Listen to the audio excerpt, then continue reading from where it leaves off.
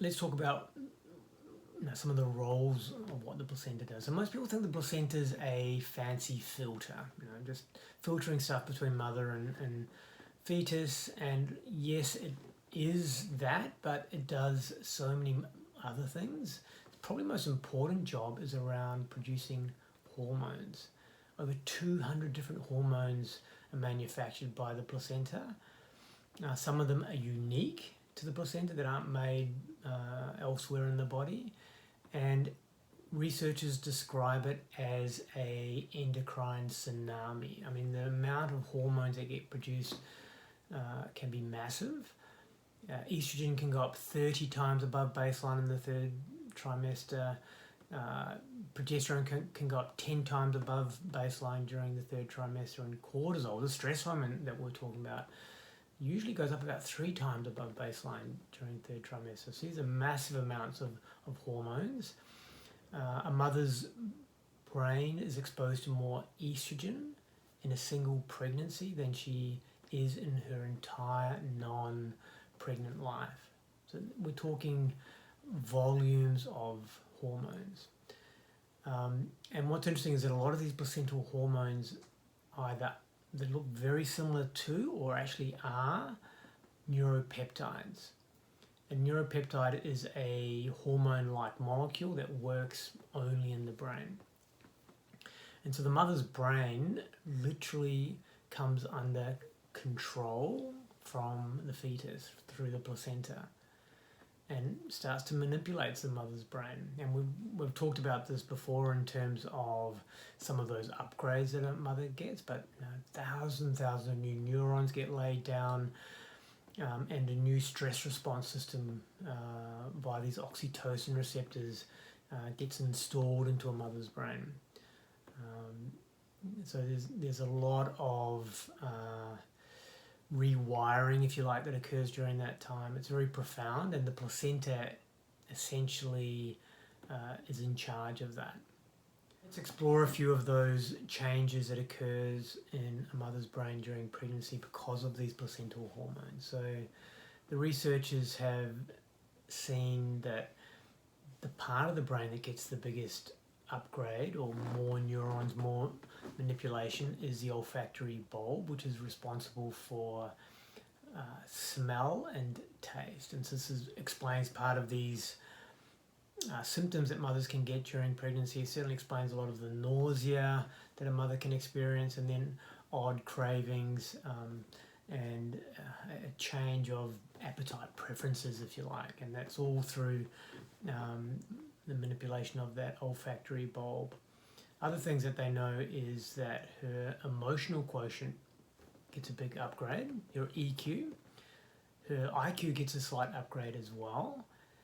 And her facial recognition, social reasoning, these parts of the brain also get a lot of extra neurons. And it makes a lot of sense in terms of it's actually preparing mother for her new role with the baby there.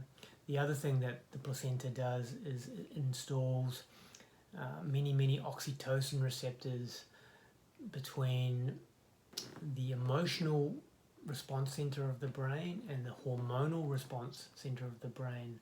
And again, that is preparing the mother for her maternal journey, and really brings in things like trust, intimacy into her stress response after the baby's delivered. Now, when the baby's born, the placenta is also delivered, and suddenly the mother loses this hormone factory. It's a very key moment in time, and she will go into a very low hormone state for a while. Estrogen, progesterone, cortisol all go very low, and it makes the mother quite vulnerable in those first few weeks, first few months, in terms of the effects of stress, in terms of the effects of overwhelm, of not being supported or feeling like she's in a low trust environment, and that can have very significant implications on whether those hormones come back online or not, or can actually leave the mother in a neuroinflammatory state and contribute to things like depression, anxiety, sleep disturbance, just to name a few of those effects. Many cultures have quite elaborate placental honouring ceremonies, and it's possible that even the birthday cake, so the leading hypothesis around where the birthday cake comes from, is actually that it's meant to be shaped like the placenta, and it's actually a placental honouring ceremony that we have every year with that person, and then we divide it up and share that. So it's a very profound way to think about birthday celebrations when you realise that is its probable origin. The most important thing for a mother and her family is to honour the placenta however they sort of see fit. So whether it be planting the placenta, having some ceremony, or encapsulating the placenta, I think it's really important to come from that place of honouring the placenta and not treat it as medical waste because of its very special role. There have even been some anthropologists who talk about the placenta and representing the 8th chakra.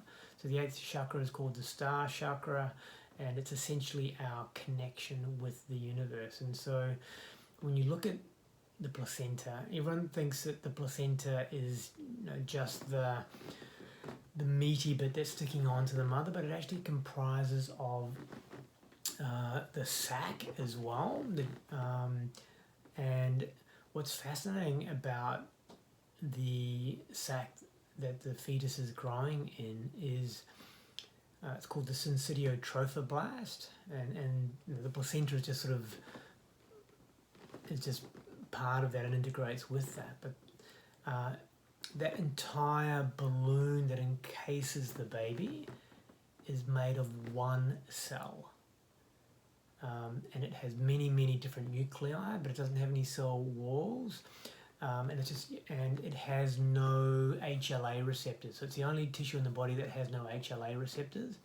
HLA receptors essentially help the body determine what's self and what's non-self. So what's me and what's the table and what's something foreign, as it were. And obviously it's a very important part of the immune system, but this syncytiotrophoblast doesn't express these HLA receptors, and so it gives, it provides almost like a diplomatic immunity for the mother not to react to that part of, to react to the placenta. The other thing worth perhaps mentioning is we mentioned about these syncytial sprouts, so little bits of the placenta that are coming into the mother's bloodstream. Another term for that is fetal microchimerism, which is where you can have fetal cells within the mother that can last up to 20 years, possibly longer, and it's researchers are thinking that they may actually have some role in helping communicate to the mother or provide information to the mother about the baby, and there is possibly a health benefit to that.